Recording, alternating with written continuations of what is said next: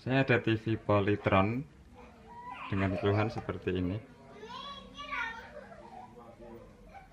Tidak ada suara, tidak ada gambar, layar kelap-kelap, lampu standby mati. Sebenarnya mesin ini bisa start, cuman tidak ada gambar, tidak ada suara. Coba kita cek dulu.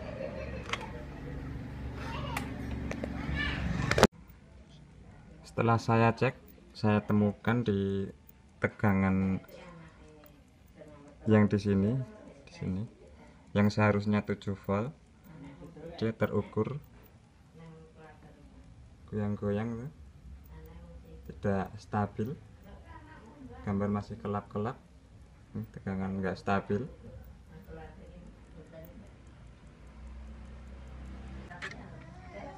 Setelah saya ganti dioda ini, dioda D510, kita cek tegangan.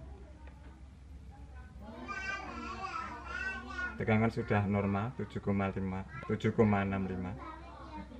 stabil. Kita cek gambar.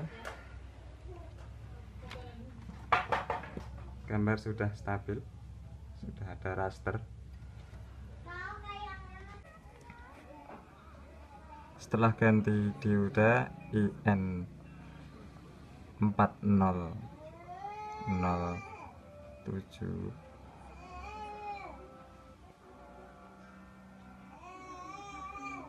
TV sudah normal.